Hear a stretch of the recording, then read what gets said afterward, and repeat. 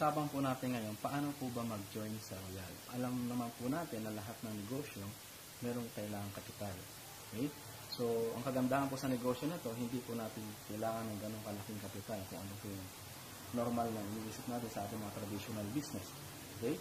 Unang-una po, kailangan po natin mamili sa mga packages na ino-offer ng Royal. Ito po yung from option A to option E. So, mamimili po tayo sa mga packages na yan. Nagkakahalaga po yung package na yan na 14,790. Okay? Ano po ba ang kasama doon sa 14,790 na nabili natin? Okay? Entitled po tayo up to 30% discount sa lahat ng product ng Royal. At ito po maganda kasi lifetime membership na po ito siya. Kahit sa branch, pwede nyo pong ma-avail yan o pwede nyo ma-enjoy lahat ng discounts nyo kasi recognize po kayo sa lahat ng branch ng Royal.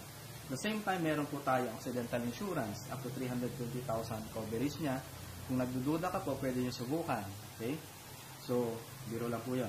So, meron po tayong tinatawag na virtual office. Binibigay po yan ng libre ng Royal o tinatawag na virtual office o website online natin. Dito po makikita natin yung mga indirect sales natin, mga commissions. So, normally, makikita mo dyan puro pera. Kung familiar po tayo sa mga Facebook o sa FB, nakikita po natin yung puro mukha tsaka comments. So, kung tatanong ko sa inyo, tasan tayong anong mas gusto nyo, yung FB o yung virtual office? Normally po, sasagot natin yung virtual office kasi mga mukha tayong negosyo po, hindi po pera. Okay? So, kasama po niyan, meron din po tayong business kit na binibigay ng Royal. Yan po yung mga gamit nyo sa pagninegosyo. Meron pong company folder, merong catalog, merong ID, merong certification, merong CD. Yung CD po, yun yung makakatulong nyo sa pagninegosyo nyo. Pwede nyo ibigay lang yung CD na yan. Kung nahihiya po kayo, nandun po yung mga product demos, mga testimonials. At darating ang time, bibili po ulit tayo ng package. So, yung mga susunod po na package na bibili natin, yung katulad po ng sabi ko sa inyo kanina, okay, ang package po natin is nakakahalagang 14,790. Okay, take note, ito po is first time lang yan. Pero bago po yan, yung product package po, ang kapalit po niyan, ang worth po ng products nasa 15,000 to 16,000. Okay? So, pwede nyo po ibenta, may outright discount na kagad siya. Yung susunod po na bibili natin mga packages, bibili na lang po natin sa halagang 12,880. Okay? So, first time lang po yung 14,790. Tandaan nyo po, yung succeeding packages na bibili natin, 12,880 na lang. Pero, ang worth pa rin ng product niya nasa 15,000 to 16,000. So, malaki po yung natipid natin at yung kinita natin. Marami pong klase kung paano kumita natin. Una, yung tinatawag na direct selling o yung retailing.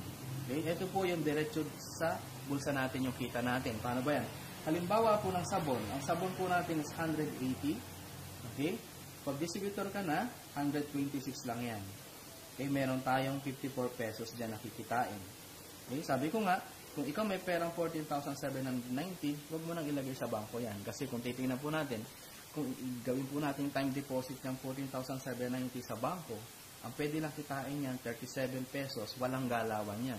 Okay, practically, nakikita nyo lang po kung anong kagandahan ng ganitong negosyo. So, kung ikaw nakasampu kang benta, meron kang 540 pesos. Eh, ang minimum wage ngayon ng empleyado is nasa 336 lang. Okay? So, mas malaki yung kita natin. Okay? Dako naman tayo sa pangalawa. Ano ba yan? Ito po yung mga tinatawag na wholesaling. Yung nabanggit ko kanina is retailing. Yung wholesaling, ito yung package na. Okay? Tandaan nyo po, lahat ng product natin may points. Okay? 3 points yung pakikinabangan natin. Yung tinatawag na product points value, yung unilevel points value, tsaka yung multi-level points value. Okay? Ito po yung points na pinakikinabangan natin sa isang produkto, katulad ng sample ko kanina na Kojic. Halimbawa, ikaw yan, na bumili ng package, meron kang tinatawag na left team tsaka right team organization. Okay? Halimbawa, nag-invite ka ng 10, sabi natin 10, pero 2 lang yung nagkaroon ng interest. Lagay natin sa kaliwang organization mo si A. Si A, bumili yan ng package kasi nagkaroon siya ng interest sa produkto at gusto niya magkaroon ng up to 30% discount. So, may binibigay ang company dyan ng direct sales commission na tinatawag. Ang nagkakahalaga yan ng 1,610. Okay? Si B naman na na-invite mo, nilagay mo dito sa kabilang side mo, sa right side organization mo, bumili din siya ng package kasi nagusto niya yung kitaan ng negosyo. Okay? So, bibigyan ka ulit ng company na 1,610. Yung 150 points, yung buong package na yan, merong 150 points. Take note po, tayo po is point system. So, pag sinabing point system, hindi po tayo recruit. Tao-tao lang. Okay? So, yung isang buong package, 150 points yan. Yan yung PPB, tinatawag. So, yung PPB, 150 points. Pag nabasa po ng system yan, meron po tayong tinatawag na sales matching bonus na 2,100. Okay? So, kung ito-total po natin yung 1,610 plus 1,610 plus 2,100, meron po tayo 5,320 nakita. Okay? Halimbawa, si A po, meron din niyang kakilala kasi meron din siyang left side at right side. Yung kakilala niya si C at si B. Okay?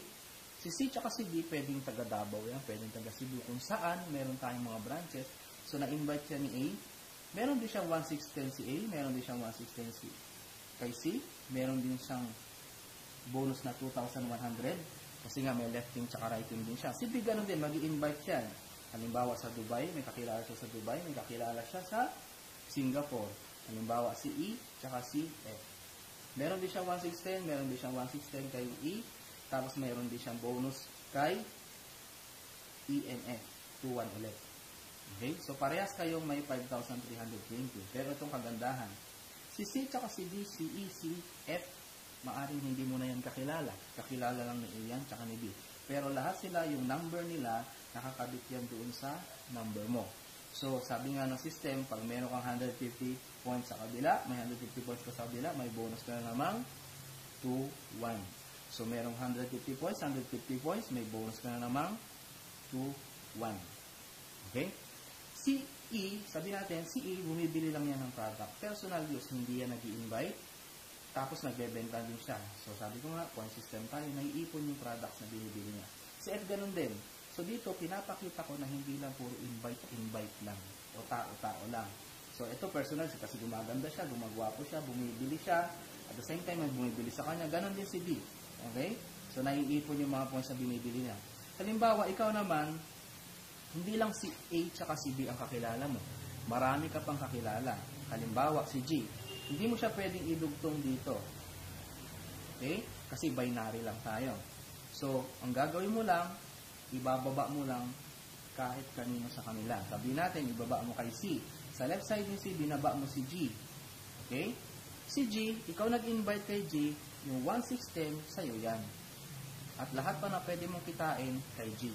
Okay? Tinulungan mo lang si C sa binary system. Okay?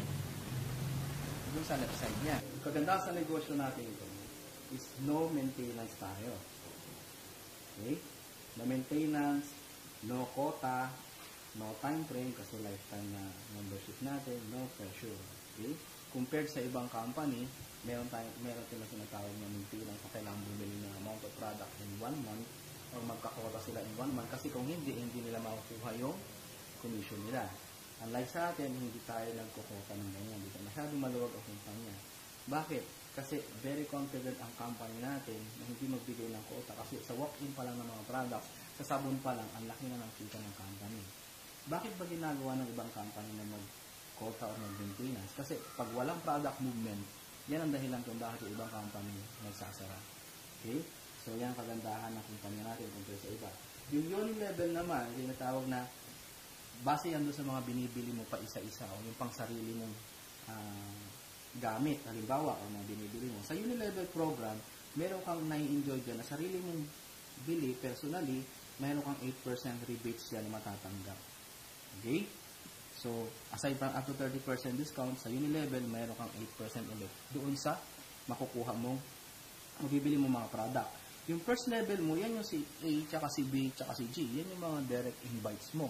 So, yung mga direct invites mo, ang tawag natin yan first level mo. So, meron kang 5% rebates sa lahat ng ginagamit nilang product, sabon, lotion, kape, okay? Lahat naman ng invite mo, second level mo na yan. Yan yung invite ni A tsaka ni B. Yan yung si C, D, E, tsaka si F. Yan yung second level mo. Sa lahat ng binibili nila, meron kang 4% rebates na bumabalik sa'yo. Okay? Hanggang up to 10th level, sa invite mo, hanggang 10th level, mayroon kang total na 38% rebates na bumabalik sa'yo sa Unilevel program. So, ang kagandahan naman nito, ito naman tinatawag na multi-level program. Ano ba yan? Sa multi-level program, meron niyang tinatawag na ito usually na ginagamit ng mga direct selling company. Okay? Yung mga kilala yung mga direct selling company. Meron tayong squares na tinatawag. Pag pumasok ka dito, IT ka. So, hanggang up to diamond. Ang kaibahan naman ito, dito wala namang malakihang quota, hindi compulsory yan. Okay?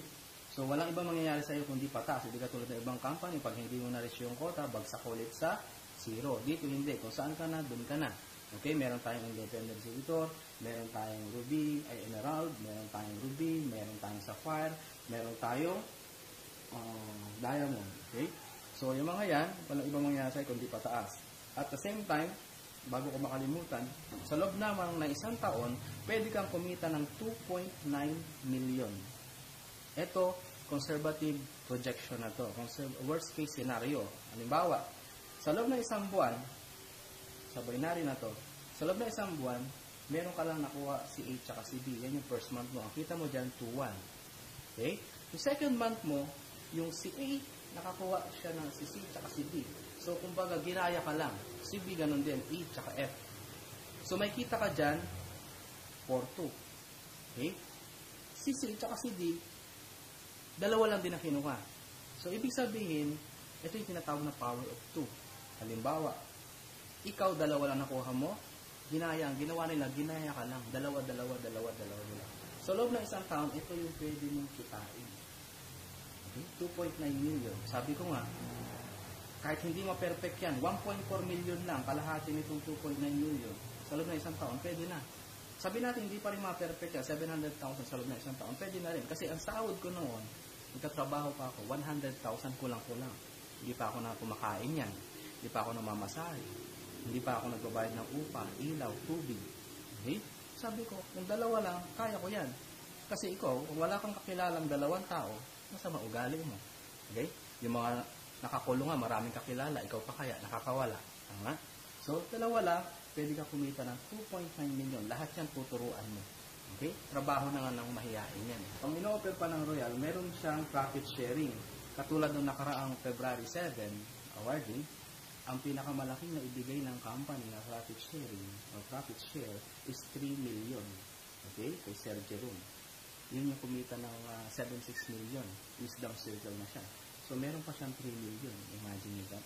So, aside from that, meron din tayo tinatawag na international travel incentives. Wala kang gagawin doon sa travel incentives yan, kundi kumain, sumuka. Okay? So, yung mga ang huling travel incentives binigay ng company is yung Australia. So, meron din tayo mga South America, South Africa. So, marami pang magandang tinutupad ang kumpanya ngayon, katulad na yung nag-o-open tayo sa iba't ibang bansa. So, yan ang kagandahan ng negosyong ito. Okay? Sana ito maintindihan nyo. Pinakasimplest na siguro yan.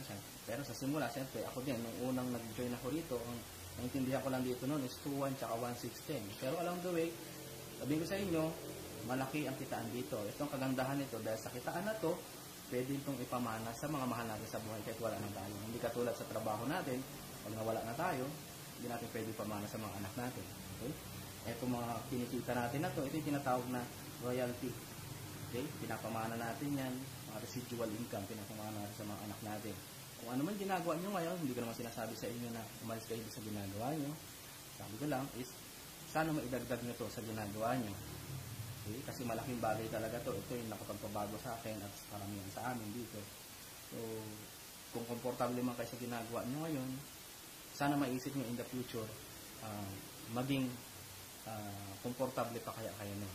Okay? Samantalahin natin, lagi nyo isipin na hindi tayo habang buhay bata at hindi tayo habang buhay na wakas. So, hanggang sa muli, maraming salamat and proud to be Royal.